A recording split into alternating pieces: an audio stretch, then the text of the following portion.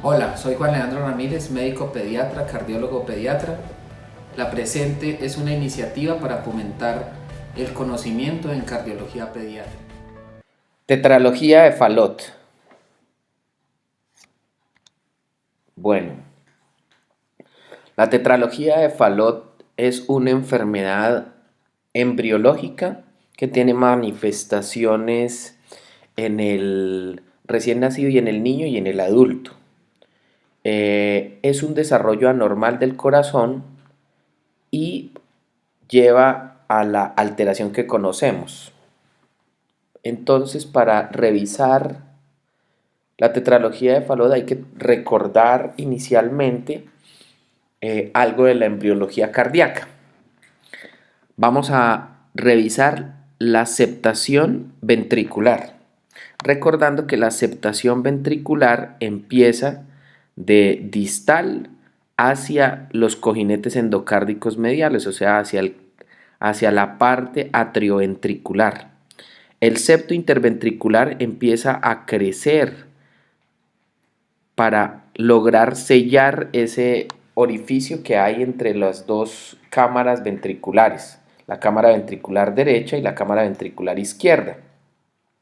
Ese septo deja dos forámenes inicialmente, el foramen interventricular primario, que lo tengo descrito acá. Ese foramen interventricular primario va a dar origen para la curvatura de la salida de la arteria aorta del ventrículo izquierdo, y el foramen interventricular secundario, que es en la parte inferior del cojinete dorsoinferior atrioventricular embriológico. Y este foramen interventricular secundario, pues lo que va a hacer es cerrarse y permite una angulación del septo interventricular para cerrar este defecto. Esta es una vista de 4 cámaras embriológica. Ese septum interventricular primario pues empieza su crecimiento desde temprano en la vida embrionaria, y más o menos al día 30 deja los dos forámenes que les mencioné, el foramen interventricular primario y el foramen interventricular secundario, en relación al cojinete dorsoinferior. Posteriormente, más o menos en el día 45, ese septum interventricular primitivo va a cerrar el foramen interventricular secundario y deja el foramen interventricular primario. Este foramen interventricular primario, que está ubicado entre el septo interventricular y el cojinete dorsoinferior, va a dar origen al tracto de salida del ventrículo izquierdo para dar a la aorta. Aquí lo menciono, se cierra el foramen interventricular secundario, y el foramen interventricular secundario pues no se cierra para dar origen a la salida del tracto de salida del ventrículo izquierdo. Entonces, el ventrículo derecho primitivo y el ventrículo derecho izquierdo primitivo tienen diferencias tanto en posición como en su localización, como en las diferencias entre que uno tiene entrada y el otro tiene salida, y no los dos tienen entrada y los dos tienen salida.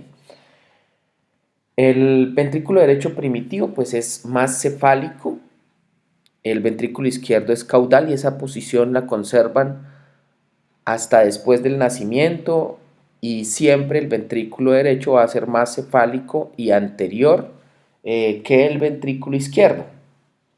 Ambos están separados por surcos interventriculares tanto derecho y izquierdo, y esa posición se deriva de la dirección del asa, y en el asa avanzada recordemos que hay una rotación de los tubos endocárdicos o del tubo endocárdico, y que posteriormente va a dar un asa en C y luego un asa en S, y posteriormente está el asa en S avanzada. En S avanzada es donde se va a determinar las posiciones ventriculares, el ventrículo derecho cefálico y el ventrículo izquierdo más caudal. El ventrículo derecho, inicialmente embriológicamente hablando, carece de entrada y sí tiene salida, mientras que el ventrículo izquierdo carece de tracto de salida. Inicialmente solo tiene entrada. Y cada región apical trabeculada tiene su propio primordio. De manera que, en relación a esto, solo existe un tracto de entrada primitivo para ambas cámaras. Y el tracto de entrada primitivo es al ventrículo izquierdo. Y solo existe un tracto de salida para ambas cámaras que proviene del cono y es para el ventrículo derecho. Posteriormente viene el desarrollo de los tractos de salida ventriculares, porque como sabemos los dos tienen tracto de entrada y tracto de salida, de manera que hay que desarrollar los tractos de salida, que es lo que está afectado en la tetralogía de Fallot, porque pertenece a las enfermedades conales, troncoconales. Esta es una microfotografía de un corazón embriológico, más o menos en el día 45. Es una ampliación de 200 micras en los cuales se ven los primordios de los tractos de salida ventricular. La formación de los tractos de salida. La formación de los tractos de salida inicia con un tronco arterioso o bulbo distal, de manera que hay solo una salida de los ventrículos y procede de la siguiente manera, denominándose tronco arterioso o bulbo distal, en el que se conecta con el bulbo proximal y va a llevar una conexión con los ventrículos, que es en la porción trabeculada del ventrículo derecho y la porción trabeculada del ventrículo izquierdo, que está más caudal. El extremo cefálico del corazón se une al cono con el saco aórtico, que es lo que podemos ver acá en su tronco arterioso, en la salida de los ventrículos, del ventrículo derecho principalmente. El tronco arterioso inicialmente es un tubo único, pero que posteriormente se va a aceptar para dar origen a las dos grandes arterias, arteria pulmonar y aorta.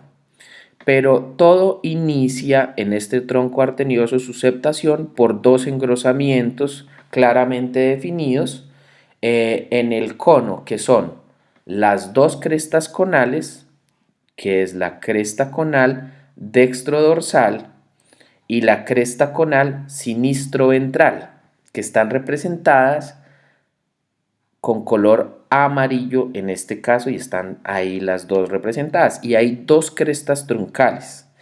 Esas crestas truncales pues son derecha e izquierda y están representadas aquí con el color verde. Esto para representar en que se empieza la septación de las dos grandes arterias a nivel más o menos del día 28. Más tarde, estas crestas, tanto las conales como las truncales, se fusionan. Ambos conos emergen del ventrículo derecho, entonces ya sabemos que el que tiene tracto de salida embriológico es el ventrículo derecho. El que tiene tracto de entrada es el ventrículo izquierdo, embriológicamente hablando. Y entonces tenemos la representación esquemática de la siguiente manera. Sabemos que el tracto de salida es del ventrículo derecho, de manera que hay músculo del ventrículo derecho. Aquí podemos ver el foramen interventricular primario y secundario y la conexión al tronco arterioso con su tubo único y sus dos crestas conales y sus crestas truncales, que se van a unir para aceptar los grandes vasos que salen del corazón. De manera que posteriormente empieza a crecer y a fusionarse para dar origen al septo aórtico pulmonar que va creciendo de distal a proximal y lo tenemos representado acá. Crece el septum aórtico pulmonar y crece de distal a proximal. Y el cono tronco se incorpora de manera adecuada a los ventrículos. Recordemos que están las crestas conales y las crestas truncales, que son las que originan la septación. Posteriormente se forma el tabique en espiral, o sea que rotan los grandes vasos. Eso es la explicación por la cual la pulmonar rodea la aorta en el periodo no embrionario.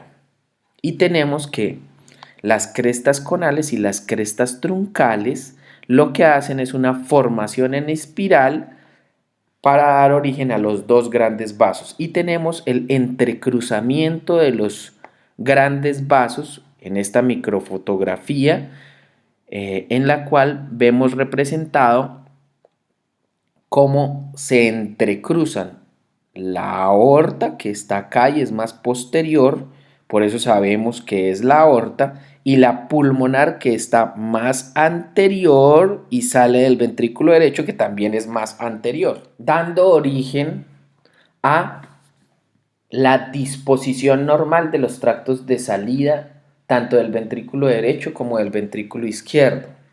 La tetralogía de Fallot es una afectación del tracto de salida del ventrículo derecho y pertenece a las malformaciones conotruncales, en las cuales hay otras enfermedades, pero una de las de mayor relevancia es la tetralogía de Fallot y su implicación es por lo que hemos descrito, en las cuales hay afectación en el conotronco. Y la tetralogía de Fallot tiene afectación en el conotronco por su origen embriológico. Esta es la embriocardiología, en la cual se describe los desarrollos del tracto de salida del ventrículo derecho y el ventrículo izquierdo. Ahora vamos a continuar la revisión con la historia de la tetralogía de Fallot. Inicialmente a estos niños se les denominaba el mal azul, o las personas que sufrían de enfermedades cianóticas se les describían como el mal azul por su cianosis natural de la enfermedad. Posteriormente vienen descripciones de fetos afectados post-mortem por el doctor Stenson en 1672 y es hasta 1888 cuando el doctor Louis Fallot hace su correlación clínico-patológica. Describe el mal azul y da las correlaciones. Y se describe en ese mismo tiempo, hacia 1800, la primera serie de casos por el doctor Bincock. Ya viene posteriormente las teorías tanto embriológicas de la tetralogía de Fallot, los dos tipos de teorías embriológicas, y posteriormente la doctora Helen Taussig, hacia 1930, proporciona una salida a los niños que tenían enfermedades cianóticas y es la cirugía paliativa. Dentro de ellas entraba la tetralogía de Fallot y posteriormente viene estas cirugías paliativas. Ahora en el momento actual se restringen para los pacientes que son con corazones univentriculares y no está indicada de manera inicial, a menos que un staff médico quirúrgico lo determine, una cirugía paliativa para el tratamiento de la tetralogía de Fallot. Ya hacia 1954, el doctor Walton describe la cirugía correctiva de la tetralogía de Fallot y se convierte en un éxito quirúrgico y un éxito para los pacientes con tetralogía de Fallot. Posteriormente viene la corrección de la tetralogía de Fallot y sus intervenciones posteriores por cateterismo.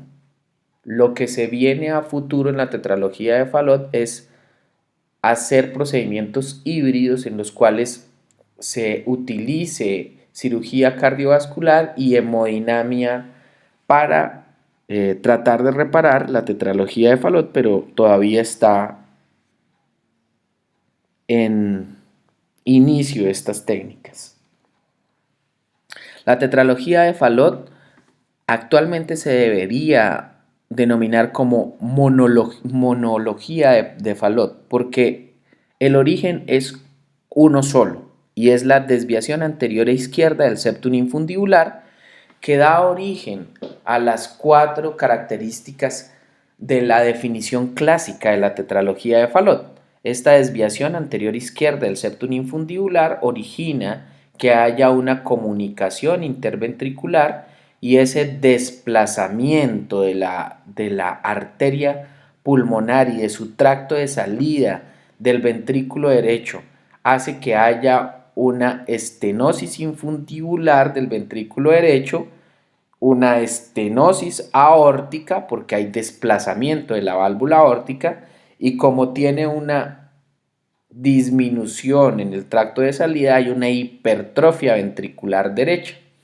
Y este septo, al tener una desviación anterior izquierda del septum infundibular, lo que hace es desplazarse y quedar cabalgada la aorta, de manera que es una monología dada por una desviación anterior izquierda del septum infundibular.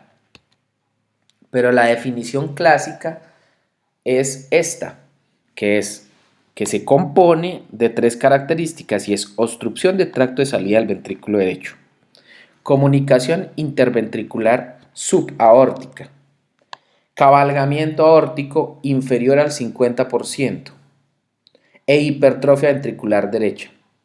La condición sine qua non para que sea una tetralogía de Fallot es el cabalgamiento aórtico inferior al 50%, porque si superara el 50%, querría decir que la aorta saldría más del ventrículo derecho y esto originaría que no se llamara tetralogía de Fallot, sino doble salida del ventrículo derecho.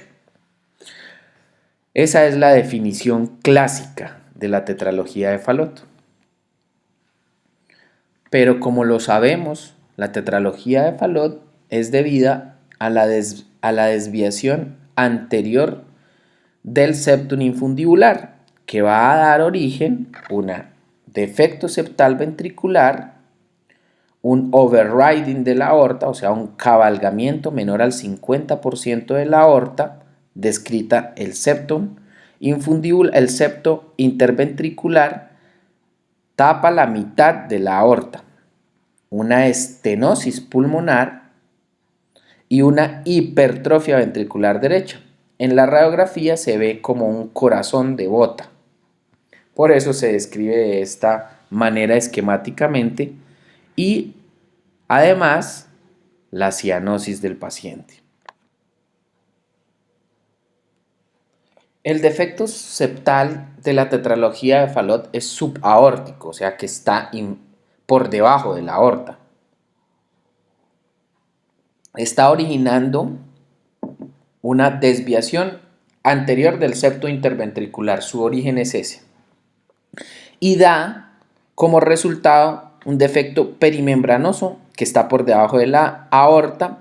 Y como sabemos que está por debajo de la aorta y es perimembranoso, tiene relación con la trabeculación septomarginal. Bueno, de manera que tenemos estas proyecciones y vamos a describir el defecto septal subaórtico. Esta es una imagen de un paraesternal eje largo, en la cual vemos que está localizado un ventrículo derecho en su parte superior y está localizado un ventrículo izquierdo en la parte inferior. Todo ventrículo que esté más cerca de la piel es el ventrículo derecho y todo ventrículo que esté más posterior es el ventrículo izquierdo, de manera que aquí sabemos que este es un ventrículo izquierdo y tiene relación siempre con su válvula mitral. El ventrículo anterior siempre va a ser el ventrículo derecho y tiene su relación con la válvula tricúspide. Vemos características del ventrículo izquierdo en la cual hay un espesor del músculo ventricular importante no hay trabeculaciones, no hay banda moderadora, de manera que este es un ventrículo izquierdo morfológico y este es un ventrículo derecho. Este es el septo interventricular porque divide los dos ventrículos. Entre los dos ventrículos se comunican con un vaso que es el que podemos ver acá y que este vaso se angula, lo cual denomina que es la aorta. Pero no hay una comunicación entre el septo interventricular y la aorta. Y no hay una comunicación porque está un defecto septal, que es un defecto septal ventricular, y hay un cabalgamiento o un overriding del septo interventricular con la aorta, de manera que esto es una tetralogía de Fallot. Ese es el paraesternal eje largo. Aquí tenemos un paraesternal eje corto con una angulación anterior para poder ver las ramas pulmonares. Sabemos que la aorta siempre es central y que las cámaras derechas rodean la aorta, de manera que esto es el ventrículo derecho, este es el tracto de salida del ventrículo derecho, esta es la arteria pulmonar, esta es la rama pulmonar izquierda y la rama pulmonar derecha. Acá está la válvula tricuspidia y este es el atrio derecho. De manera que hay un defecto septal perimembranoso, que lo podemos ver claramente acá, que origina la tetralogía de Fallot y hace que este septo se desplace de manera anterior. Al desplazarse de manera anterior, lo que hace es desplazar el tracto de salida del ventrículo derecho y volverlo más estrecho. De manera que hay adicionalmente una hipertrofia ventricular derecha, como lo podemos ver acá, y esta hipertrofia ventricular derecha lleva a que haya una estenosis del tracto de salida del ventrículo derecho y es una de las características de la tetralogía de Fallot, que es una estenosis infundibular en el tracto de salida del ventrículo derecho, de manera que la obstrucción no solamente es por estenosis de la válvula pulmonar, que está localizada acá, está descrita, válvula pulmonar acá, o sea que la estrechez de la salida del ventrículo derecho en la tetralogía de Fallot no solamente es valvular, sino también infundibular, porque el infundíbulo muscular del ventrículo derecho está reducido su diámetro de salida porque hay hipertrofia en el infundíbulo. Entonces, de manera que vemos una estenosis infundibular y una estenosis pulmonar. Posteriormente vemos las ramas pulmonares. Aquí vemos la rama pulmonar derecha y la rama pulmonar izquierda. Es importante que este tronco pulmonar y estas ramas pulmonares, tanto izquierda como derecha, se vean continuas, porque dentro de las anomalías asociadas de la tetralogía de Fallot está la discontinuidad entre las ramas pulmonares y el tronco pulmonar y la válvula pulmonar y el tracto de salida del ventrículo derecho. De manera que hay que ver la continuidad de las ramas pulmonares. Importante para evaluarlo esta paraesternal eje corto. Y aquí vemos un subsifoideo. Este subsifoideo en el cual vemos lo mismo que vimos en el paraesternal, pero de manera más clara. Vemos el septo interventricular, el ventrículo derecho, ventrículo izquierdo, la válvula mitral, el atrio izquierdo y el cabalgamiento aórtico. Ese es el defecto septal subaórtico y que tiene varias características en la tetralogía de Fallot. Primero, que es amplio, o sea, quiere decir que no es un defecto interventricular que sea restrictivo, porque la desviación anterior del septo interventricular origina que sea un defecto septal amplio. Está la localización del defecto septal, aquí es un defecto septal perimembranoso, defecto septal subaórtico y defecto septal subaórtico. Esta es una imagen subcostal oblicuo anterior derecha en la cual vamos a ver el defecto septal. Entonces aquí tenemos las estructuras que vamos a evaluar de manera normal en un ecocardiograma comparativo para mostrar la anomalía. Normalmente tenemos el atrio derecho, la válvula tricúspide, el ventrículo derecho, el tracto de salida del ventrículo derecho, la válvula pulmonar y las ramas pulmonares, la rama pulmonar derecha que sigue pegada a la aorta y la rama pulmonar izquierda que se aleja de la aorta y la aorta de manera central. Esto es una relación. Entonces, sabemos que el defecto septal de la tetralogía de Fallot es un defecto septal perimembranoso, de manera que está pegado a la válvula aórtica. Esa es la característica de los defectos septales perimembranosos. Están pegadas a la aorta. Entonces la aorta está central, pero no la vemos contigua. De manera que esto es un defecto septal perimembranoso.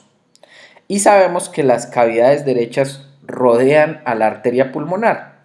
Entonces tenemos que está el atrio derecho, este es el atrio izquierdo, atrio derecho, este es el septo interatrial, atrio derecho, válvula tricúspide y estas son las cavidades derechas, el defecto septal, la cavidad derecha y vemos cómo se desplaza el septo.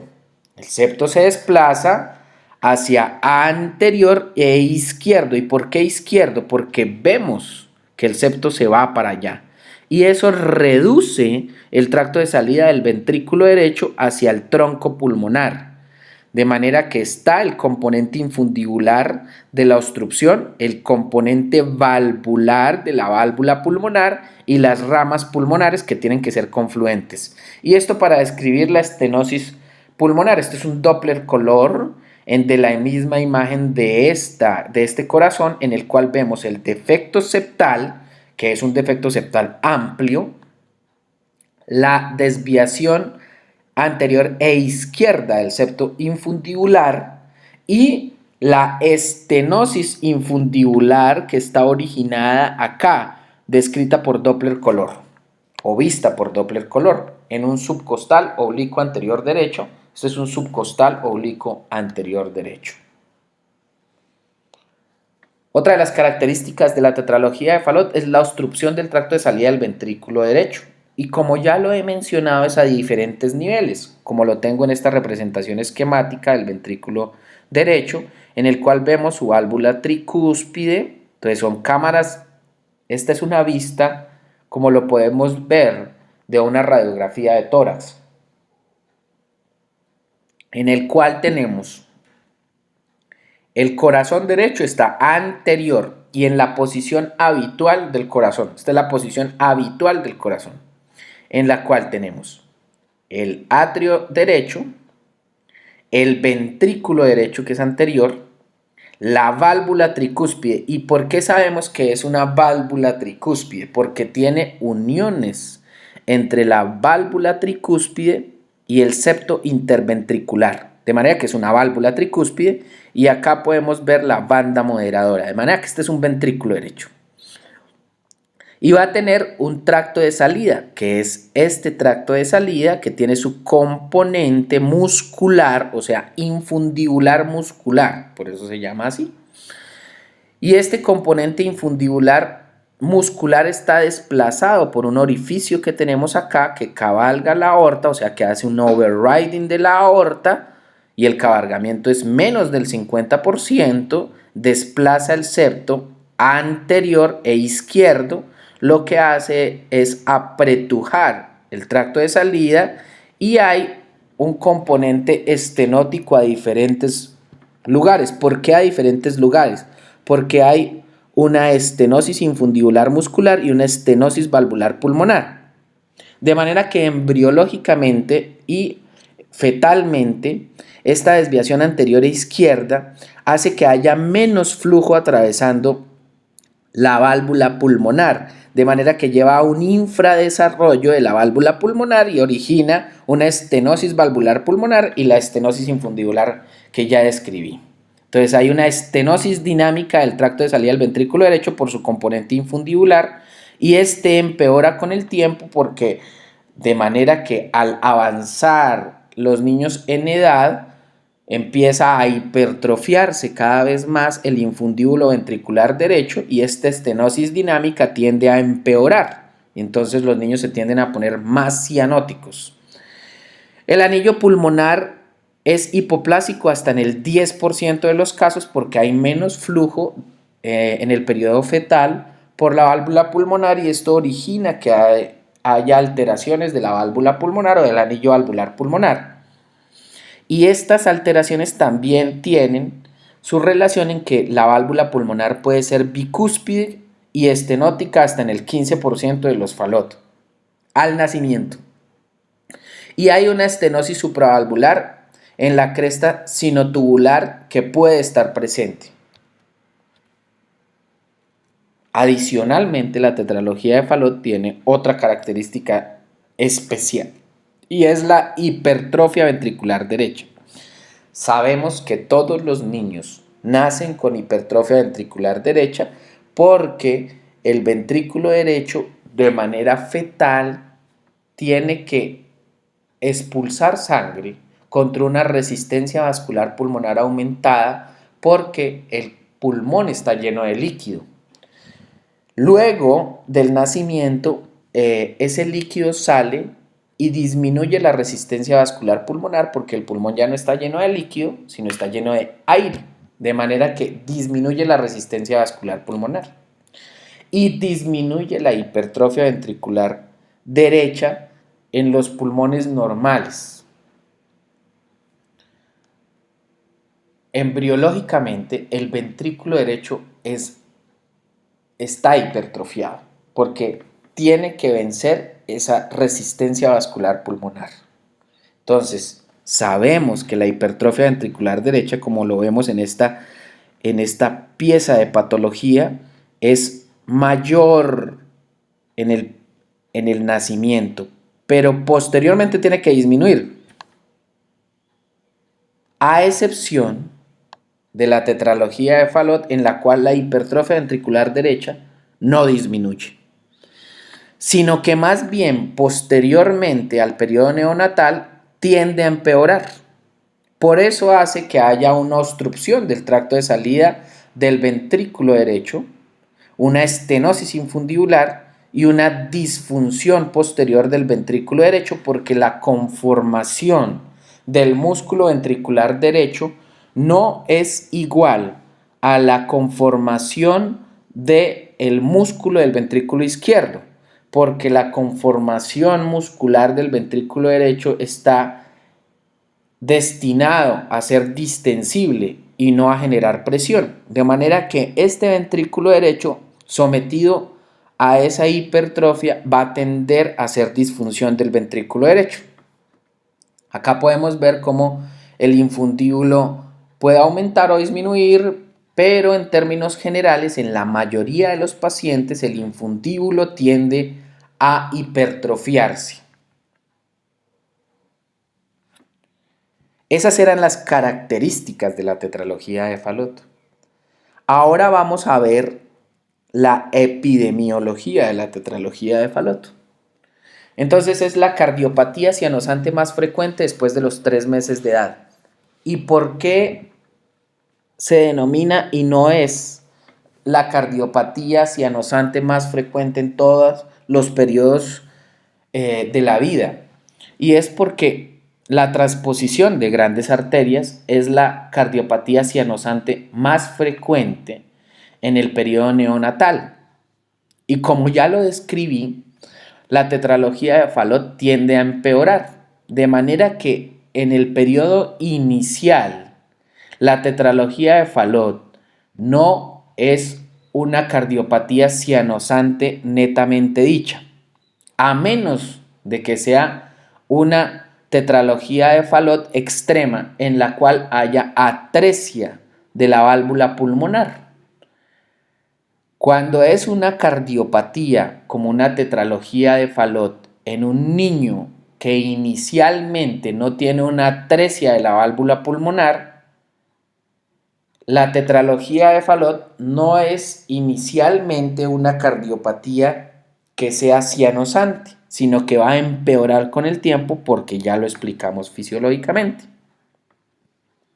Corresponde hasta el 13% de todas las cardiopatías congénitas, de manera que es frecuente. Y tiene una relación hasta 0.5 por 1000 nacidos vivos, de manera que la mayoría de los médicos nos vamos a ver enfrentados a la tetralogía de Fallot. La epidemiología genética es que los niños afectos por tetralogía de Fallot tienen el 25% de todos los casos de alteraciones genéticas, dentro de las cuales están mutaciones en un solo gen, anormalidades cromosómicas y mutaciones de novo. Lo más frecuente es que no se encuentre, que es entre el 50 y 60%, pero puede haber mutaciones en un solo gen hasta en el 20% de los casos y anomalías cromosómicas hasta en el 20% de los casos, de manera que tiene relación genética.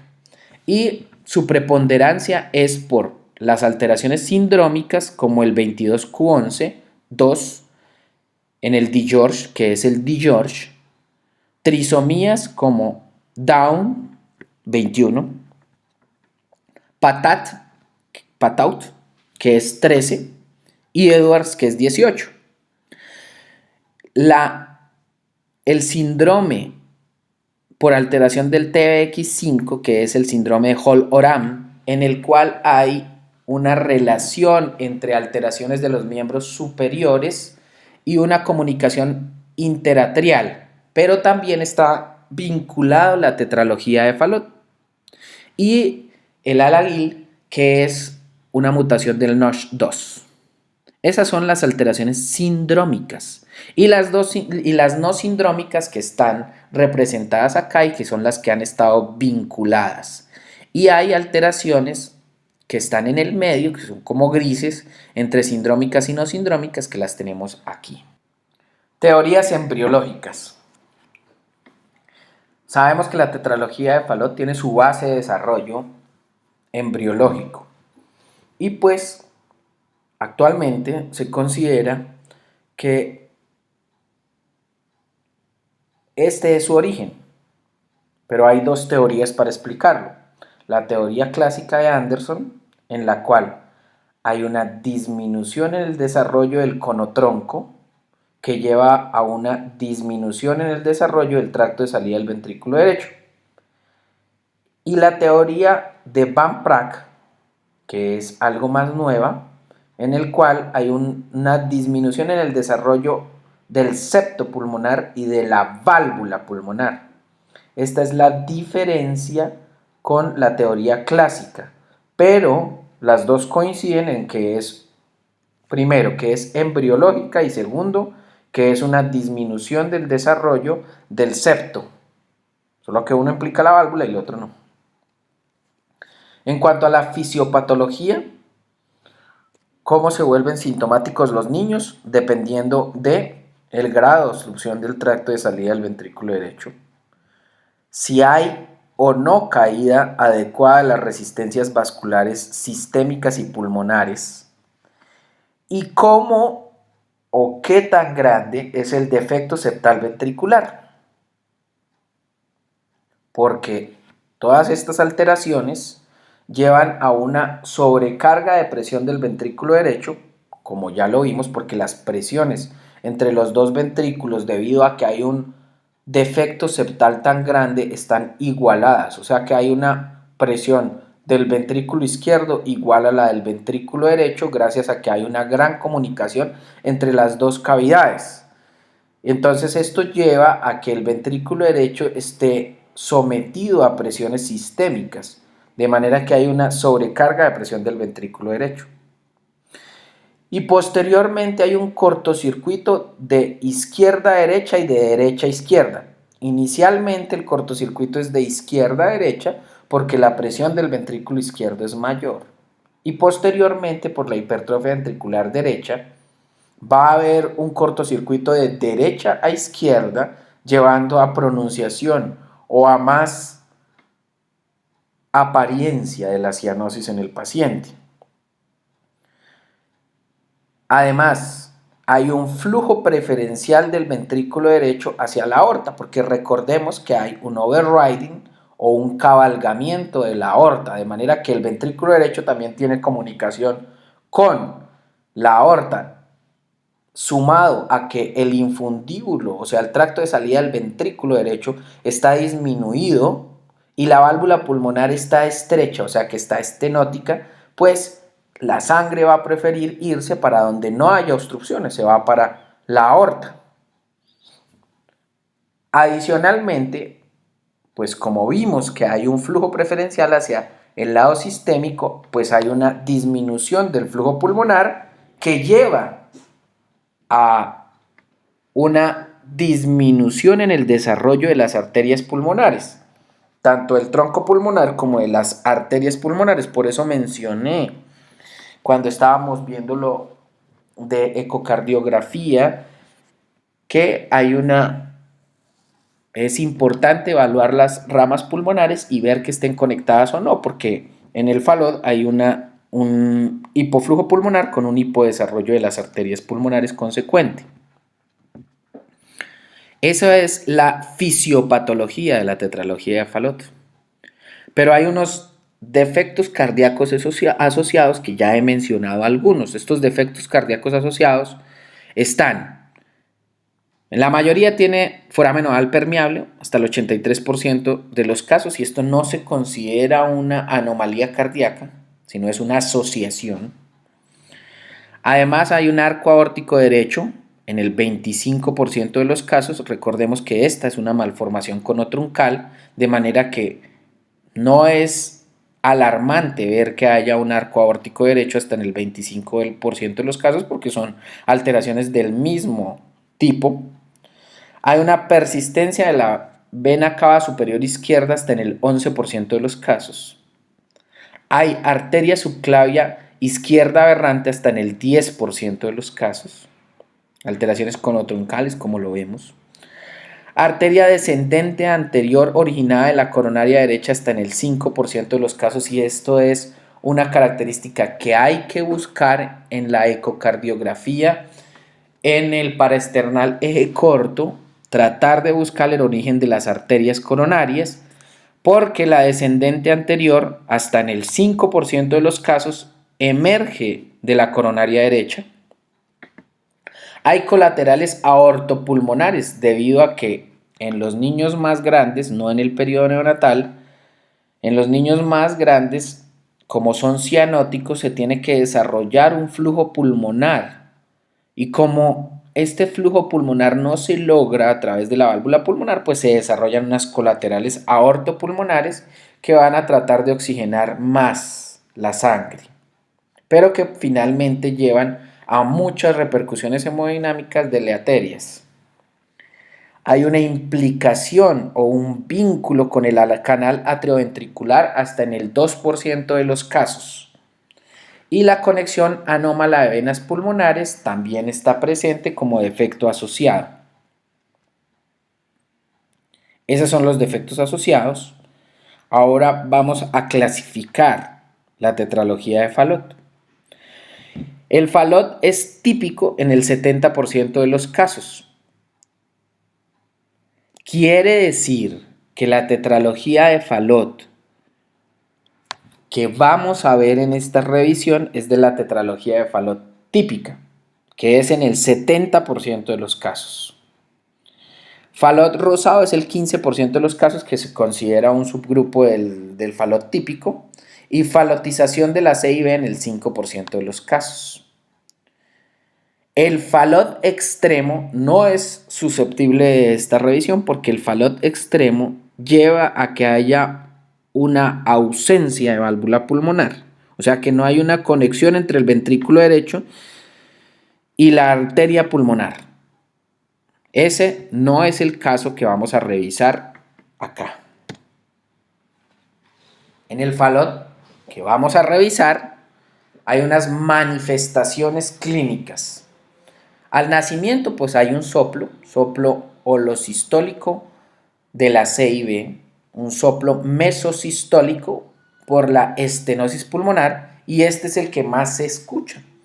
Es la estenosis pulmonar en su soplo mesosistólico, de manera que se escucha el loop, dup, loop, dup. Como lo vemos, el primer ruido cardíaco está conservado, está preservado.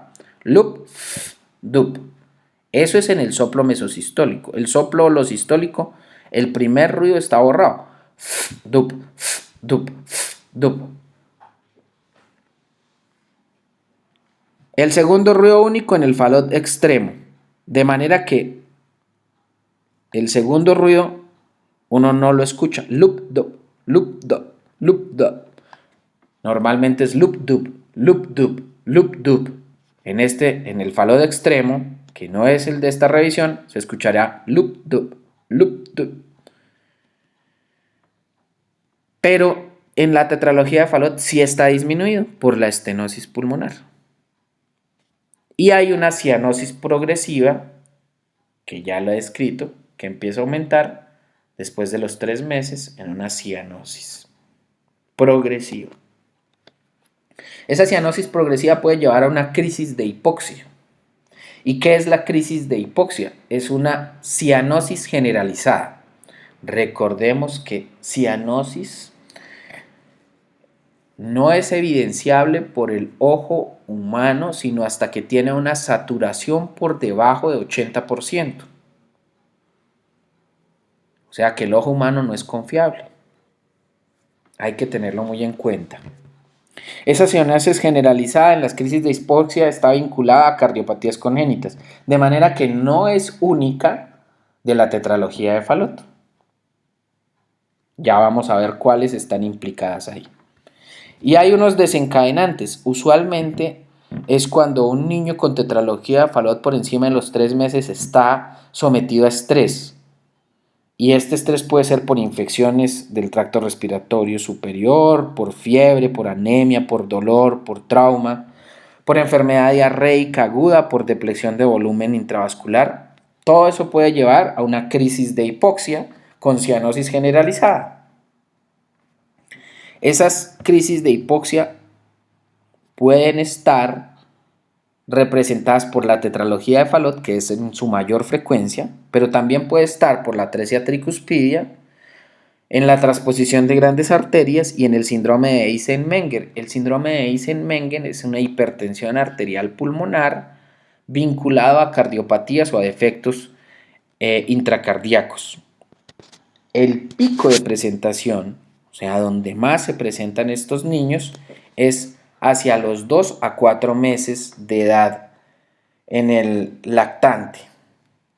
La clínica de la crisis de hipoxia es que el niño empieza con un evento estresante e irritabilidad.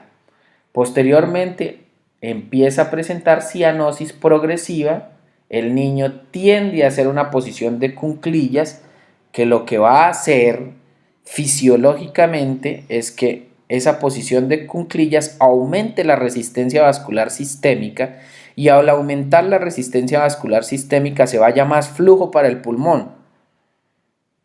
Pero eso no se logra, en lo cual llega a una palidez, a una polipnea tratando de compensar la oxigenación baja, lleva a mala perfusión, posteriormente pérdida de la conciencia, taquicardia compensatoria, disminución del soplo existente o ausencia, por supuesto, porque no hay flujo hacia el pulmón. Entonces no hay soplo.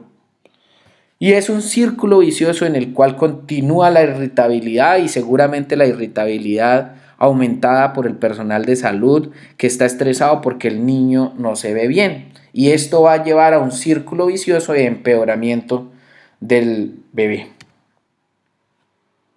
Entonces, para esto hay que tener en claro varias cosas. Hay que unas medidas generales: posición genupectoral para aumentar la resistencia vascular sistémica, dejar tranquilo al niño, proporcionarle oxígeno, sedarlo, sedarlo con morfina o con ketamina, expandir el volumen, pero no hay que poner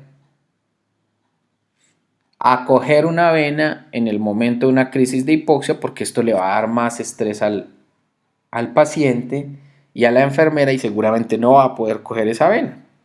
Lo que hay es que tranquilizarse, proporcionarle oxígeno, dejar que el niño se ponga en posición genupectoral, sedarlo y expandir el volumen. Se coloca propranolol a estas dosis, bicarbonato de sodio y fenilefrina.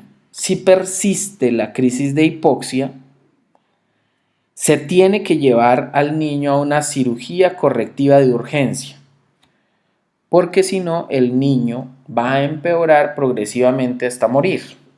Estas son las dosis de los medicamentos que se utilizan en crisis de hipoxia. Eso es crisis de hipoxia.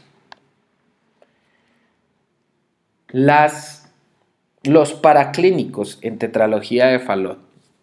Los paraclínicos en tetralogía de Fallot van desde generales hasta específicos como la resonancia cardíaca, el cateterismo cardíaco.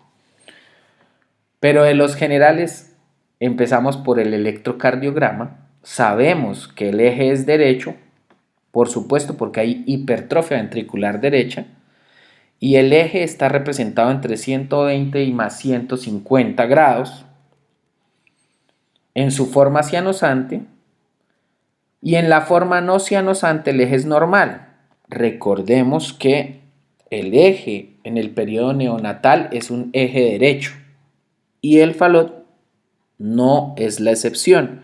Hay un eje derecho, pero no hay una adecuada transición hacia un eje izquierdo.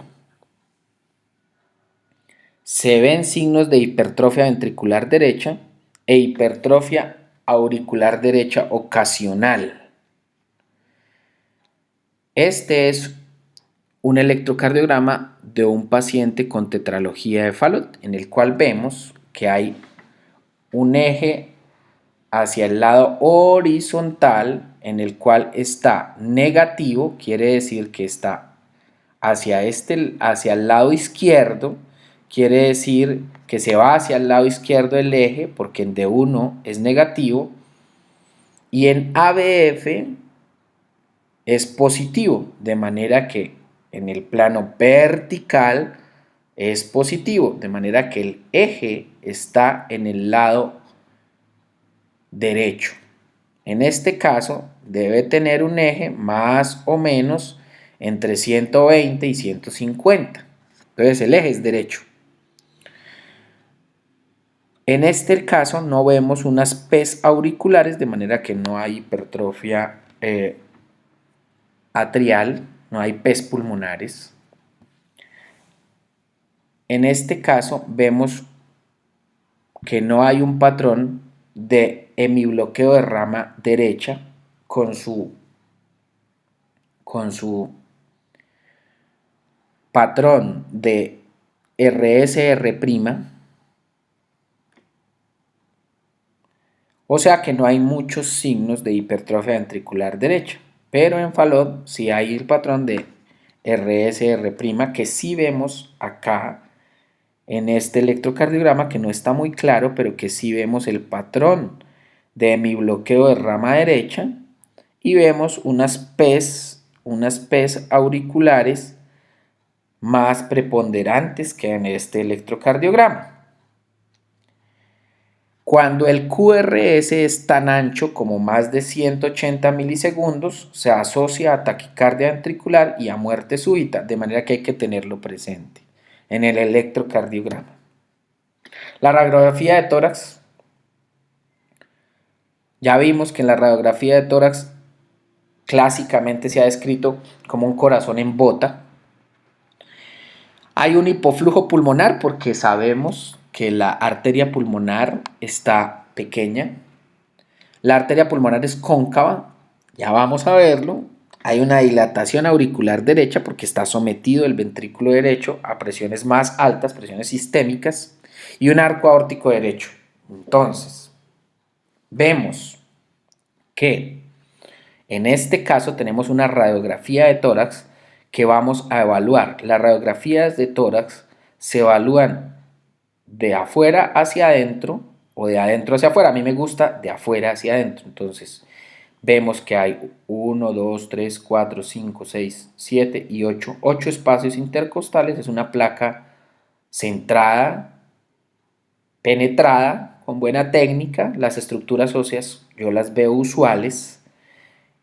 Y entonces posteriormente vamos a evaluar el corazón. Las inflexiones cardíacas derechas es la vena cava inferior, el atrio derecho, el ventrículo derecho, y luego vamos a ver las inflexiones cardíacas izquierdas, el ventrículo izquierdo, que es la cintilla del ventrículo izquierdo, porque el ventrículo izquierdo es posterior, como ya lo he mencionado, de manera que en la placa de tórax posterior anterior no se ve. Luego sigue la arteria pulmonar, pero aquí vemos que no hay una arteria pulmonar claramente vista, de manera que hay una excavación de la arteria pulmonar. Y posteriormente sigue la aorta, que tampoco la veo en una buena localización, y seguramente es porque tiene un arco aórtico derecho. Entonces hay que ver la relación con la tráquea de la aorta para saber si es un arco aórtico derecho o no. Entonces, en esta radiografía de tórax vemos que es el corazón en bota con la punta levantada de una tetralogía de Fallot. Además está la excavación de la arteria pulmonar y no hay un arco aórtico claramente visto, seguro secundariamente a que tiene un arco aórtico derecho. Esa es la radiografía de tórax, sumado a que hay una disminución del flujo pulmonar, porque el flujo pulmonar usualmente en el hemitórax se tiene que dividir en 3 cuadrantes y usualmente el flujo pulmonar, que es este, va hasta la parte media, pero en este caso lo vemos circunscrito solo al primer tercio del pulmón, lo cual quiere decir que seguramente tiene un hipoflujo pulmonar. Eso era radiografía de tórax. Ahora vamos a ver uno de los estudios de mayor elección en tetralogía de Fallot y es la ecocardiografía. La ecocardiografía es el método de elección diagnóstico por su facilidad de realización, porque en la mayoría de los centros está disponible y porque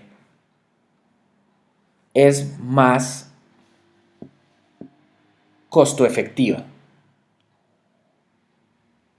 Esta ecocardiografía nos va a aportar una información acerca del grado de cabalgamiento aórtico, la comunicación interventricular o las comunicaciones interventriculares, la localización de la estenosis pulmonar, la evaluación del anillo pulmonar, la evaluación de las ramas pulmonares si están confluentes o no, la anatomía coronariana, la presencia o ausencia de ductus, la presencia o ausencia de colaterales aortopulmonares importantes y la presencia de otras anomalías cardíacas asociadas a la tetralogía de Fallot.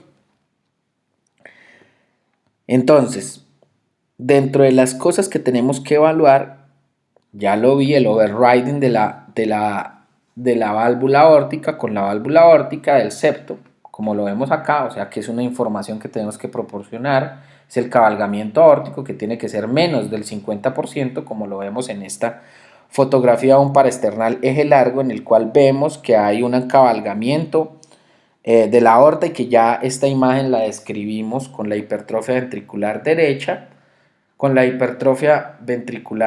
que está acá arriba en el ventrículo derecho, siempre va a ser anterior y más cerca a la piel, el ventrículo izquierdo que es posterior, el septo interventricular, que hay un cabalgamiento aórtico que es menos del 50%, de manera que esto es una tetralogía de Fallot y aquí podemos ver el defecto septal ventricular, seguramente medirlo,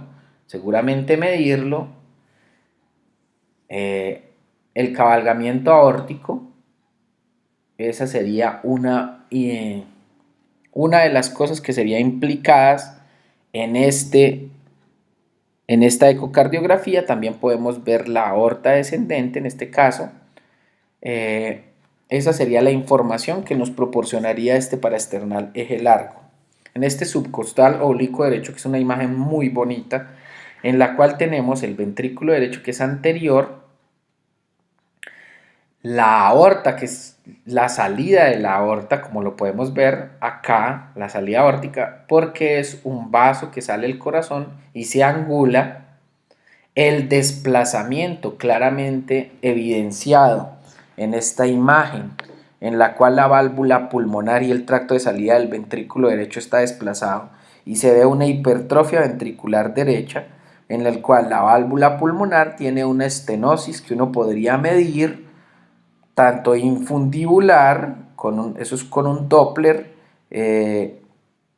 continuo pulsado, ve la estenosis a los diferentes niveles. Con el Doppler pulsado se ve la localización y con el Doppler continuo el grado de estenosis en el punto tanto infundibular como valvular pulmonar.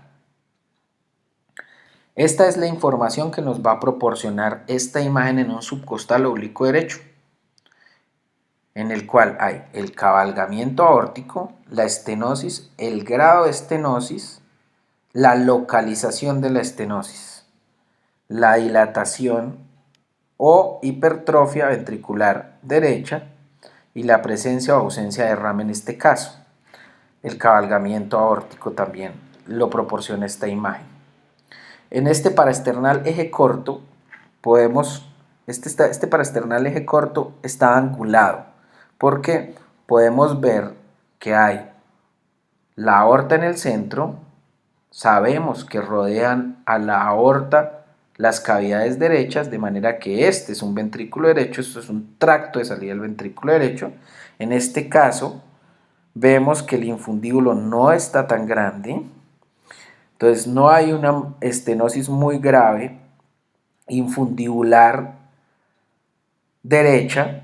La válvula pulmonar, que en este caso sí se ve algo estenótica, y las ramas pulmonares y la confluencia de las ramas pulmonares, porque vemos que la rama pulmonar derecha y la rama pulmonar izquierda se conectan con la válvula pulmonar, de manera que sí hay una continuidad entre la válvula pulmonar, el tronco de la pulmonar y las ramas pulmonares.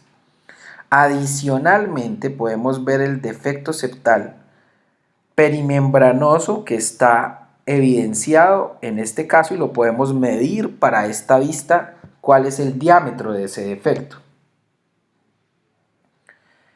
La estenosis pulmonar hay que evaluarla y sabemos que hay diferentes grados y esto se tiene que medir con un Doppler continuo para los grados altos y un Doppler pulsado para ver la localización. En este caso tenemos una válvula pulmonar que está estenótica, que genera un gradiente, pero hay unos grados de estenosis, de manera que hay grados en el cual leve, moderado y grave.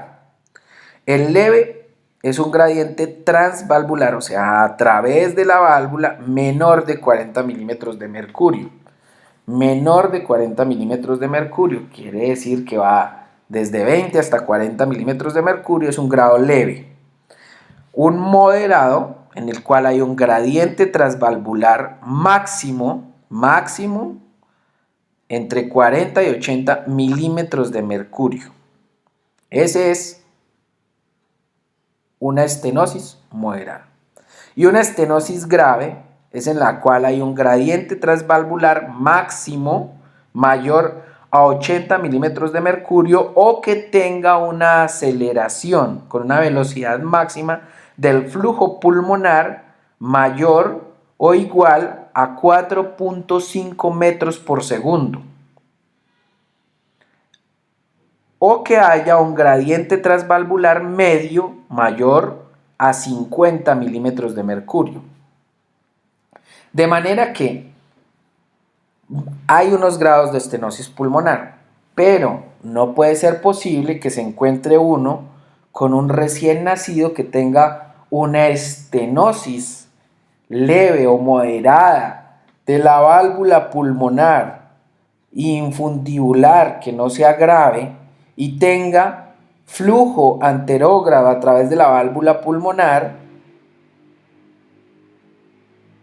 y además tenga un defecto ventricular amplio y tenga prostaglandina, porque no es lógico debido a que hay un flujo anterógrado por la válvula pulmonar y este flujo anterógrado tiene un leve o moderado grado de estenosis. Eso para mencionar casos en los que uno encuentra estenosis leve con prostaglandina, siendo que esta no es una cardiopatía que sea cianosante en el tipo clásico. No estoy hablando en el tipo extremo, sino en el tipo clásico. Las anomalías coronarias también se verifican en un paraesternal eje corto en el cual tenemos la válvula aórtica en el centro y vemos cómo hay una fístula que se origina de la coronaria hacia el tronco de la pulmonar. Y en este caso algo muy claro que viene a ser muy importante, ya que es una asociación con tetralogía de Fallot hasta en el 5% de los casos, y es que la descendente anterior, como lo podemos ver acá, se origina de la coronaria derecha. Este es un paraesternal eje corto en el cual vemos la aorta en el centro, las cámaras derechas rodeando la aorta, como ya lo hemos visto varias veces, el atrio izquierdo, pero esto entonces es una angulación posterior. Cuando uno angula posteriormente, logra ver la coronaria derecha con mayor facilidad. Entonces, nos ubicamos espacialmente en el cual la coronaria derecha sabemos que es más grande, o sea, la valva derecha de la válvula aórtica, del complejo valvular aórtico, es más grande. Entonces, en un paraesternal eje corto con angulación posterior, uno logra ver con mayor facilidad la valva derecha de la aorta y logra ver la eminencia de la coronariana derecha.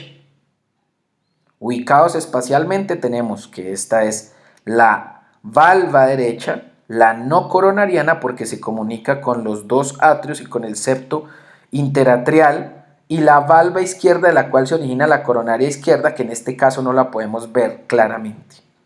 Entonces sabemos que en el complejo valvular aórtico, con su angulación, vemos la salida o la eminencia de la coronaria derecha, y en esto vemos un vaso anómalo. La coronaria derecha usualmente discurriría sola hacia allá, pero en este caso vemos otro vaso que se origina de la coronaria derecha y va a discurrir hacia el ventrículo izquierdo, y esta es la descendente anterior, con un origen de la coronaria derecha y pasa de manera anterior, de manera que esta es una anomalía que se presenta hasta en el 5% de los casos y que tiene relevancia porque en el momento quirúrgico tiene que plantearse un abordaje quirúrgico que esté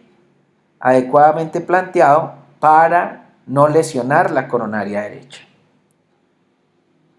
y la descendente anterior, porque la vemos que está anterior. Eso era la ecocardiografía, lo que nos puede dar de información la ecocardiografía. La resonancia cardíaca tiene algunas utilidades para tetralogía de Fallot, y su utilidad es que es el gold estándar en la evaluación del tamaño y función ventricular. Entonces, ¿por qué es importante? Porque en los pacientes que tienen tetralogía de Fallot corregida, uno usualmente con la corrección de la tetralogía de Fallot, los pacientes quedan con estenosis residuales de la válvula pulmonar y además quedan con insuficiencia de la válvula pulmonar en una gran proporción de los casos. Posteriormente, esta insuficiencia de la válvula pulmonar va a originar una dilatación del ventrículo derecho. Y la manera de evaluarlo, o el gold estándar para su evaluación, es la resonancia cardíaca. Además, nos va a proporcionar acerca de la función ventricular derecha, porque permite calcularla, y permite calcularla con una precisión muy buena. Nos va a dar una gradación de la insuficiencia pulmonar y nos va a verificar la anatomía cardiovascular. De manera que la resonancia cardíaca tiene su utilidad en tetralogía de Fallot para la evaluación del recambio valvular pulmonar, y ahí tiene su indicación.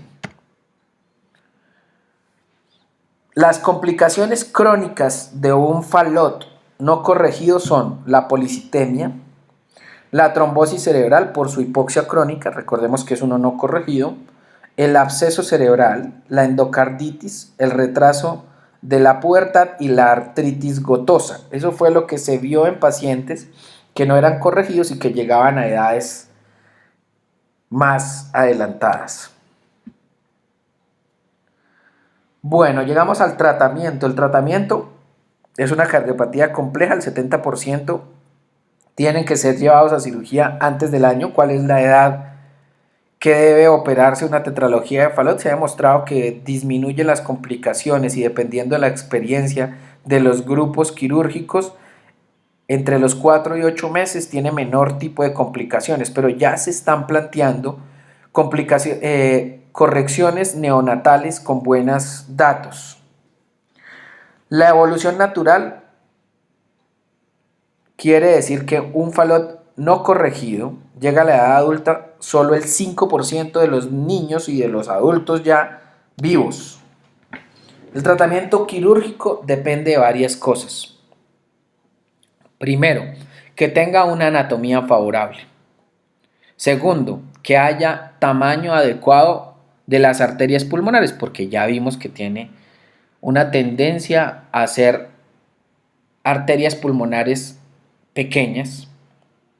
Que haya ausencia de anomalías coronarias, como la que ya vimos, descendente anterior originándose de la coronaria derecha, está en el 5% de los casos. Y que haya otras comunicaciones interventriculares asociadas, en lo cual dificultaría la corrección ventricular. El tratamiento quirúrgico debe plantearse como paliativo, correctivo, suplementario o híbrido. El tipo paliativo es sobre todo para los tetralogía de Fallot extremo, en la cual hay ausencia de válvula pulmonar. Entonces se lleva a una cirugía paliativa y se queda como corazón univentricular. El paliativo también puede ser una forma de transición hacia una cirugía correctiva definitiva. Entonces se hace una cirugía paliativa y se queda hasta que gane más peso y se hace una corrección. Eso depende más de la experiencia del grupo quirúrgico. El tipo correctivo, en el cual se soluciona la tetralogía de Fallot, y el tipo híbrido, en el cual se vinculan tanto la cirugía abierta como el cateterismo cardíaco, y está en boga actualmente, pero hay poca experiencia en el caso y sobre todo en Colombia.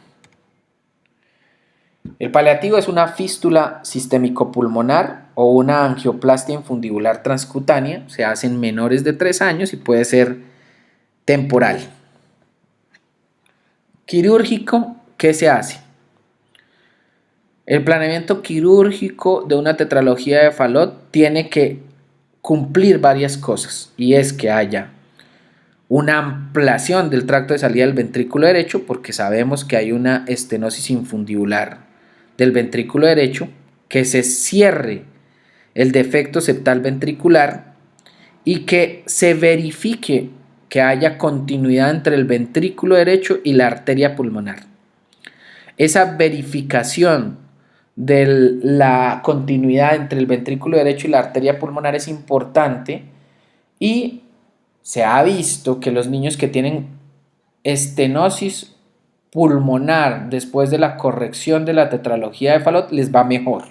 O sea que es bueno que se les deje una estenosis residual de la válvula pulmonar. La corrección total es el estándar de oro del tratamiento y tiene 3 cosas importantes.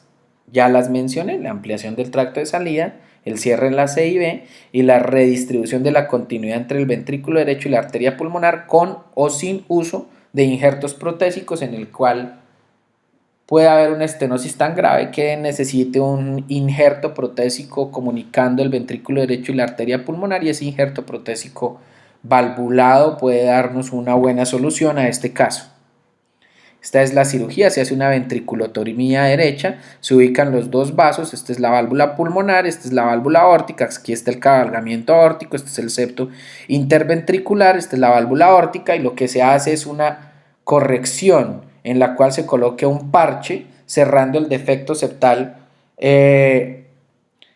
ventricular y queda separado el ventrículo derecho del ventrículo izquierdo por la corrección que hay.